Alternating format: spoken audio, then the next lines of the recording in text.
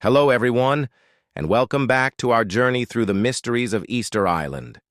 In our last episode, we marveled at the silent stone giants, the Moai that stand guard over this remote landscape. But today, we're going to peel back the layers of time and ask a more fundamental question. Who were the people who carved these incredible statues? Who were the first to call this isolated speck of land in the vast Pacific home? The story begins hundreds, possibly over 1,000 years ago. Imagine an ocean far more immense and uncharted than it is today. Now picture small, double-hulled canoes, packed with families, plants, animals, and hope, setting out from the shores of Polynesia. These weren't just sailors, they were the astronauts of their age, master navigators who could read the cosmos like a map. The stars were their compass, the ocean swells their guide, and the flight of birds a sign of land ahead. After a journey that could have lasted weeks, across thousands of kilometers of open water, they found it, a small volcanic island, lush with palm forests and teeming with seabirds. They called it Rapa Nui. Upon arrival, these pioneers, a small group of perhaps a few dozen people, faced the monumental task of building a new world. They brought with them taro, bananas, sugarcane, and chickens, the building blocks of their survival. They also brought their culture, their beliefs, and a social structure that would soon flourish in this new environment. For centuries, they lived in relative isolation, their society evolving in unique and extraordinary ways. The population grew, and a complex system of clans emerged, each competing and collaborating, each leaving their mark on the land.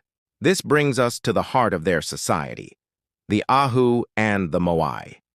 The Ahu were the sacred stone platforms, the ceremonial centers of each clan, and upon these platforms they erected the Moai, the colossal stone statues we see today. These weren't just art, they were powerful symbols. Many believe they represent deified ancestors, powerful chiefs whose spirits, or mana, would continue to protect their descendants. Think of them as conduits between the physical and spiritual worlds, their gaze fixed inland, watching over their villages, their people, and their land. The creation of a single Moai was an immense undertaking, a testament to the ingenuity and organization of the Rapa Nui people. The process started at the quarry of Rano Raraku, a volcanic crater on the eastern side of the island. Here, master carvers used basalt tools called toki to painstakingly chip away at the volcanic tuff, carving the giant figures directly out of the rock face. You can still see hundreds of unfinished moai at the quarry today, frozen in various stages of creation. It's like an ancient open-air workshop, giving us an incredible snapshot of their process. They lie on their backs, features almost complete, waiting for a final push to free them from their stone womb.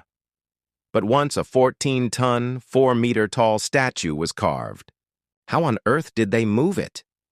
Some of these moai were transported over 18 kilometers across hilly, uneven terrain. This is one of the greatest puzzles of Easter Island. For years, theories abounded, from rolling them on logs to extraterrestrial help. However, modern experiments and oral traditions suggest a more ingenious method. The statues, with their low center of gravity and V-shaped bases, may have been walked upright. By rocking the statue from side to side using ropes, teams of people could shuffle it forward, inch by inch, in a slow, rhythmic procession. Imagine the scene. A massive stone ancestor, seemingly walking across the island, accompanied by chants and the collective effort of an entire community. It must have been a truly awe-inspiring spectacle. Once the Moai reached its designated Ahu, the final challenge was to raise it onto the platform. This was likely achieved by building a gentle ramp of earth and stone, and then using levers and immense manpower to slowly inch the statue into its upright position. Finally, a massive red stone pukao, representing a topknot or headdress, was sometimes placed on its head, and coral eyes were set into the sockets to bring the ancestor to life. At that moment, The Moai was no longer just a stone carving. It was imbued with mana, a living presence watching over its people.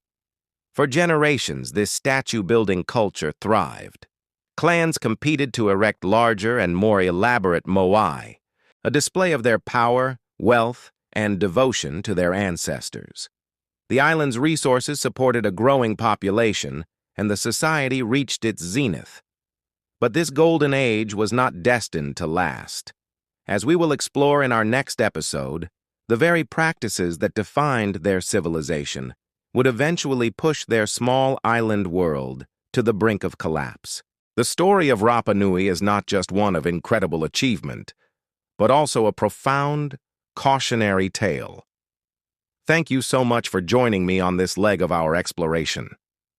The story of the first people of Easter Island is a powerful reminder of human resilience, creativity, and the deep connection between a culture and its environment. If you enjoyed this video, please give it a thumbs up, and don't forget to subscribe and hit that notification bell so you won't miss the next chapter in this incredible saga. See you next time.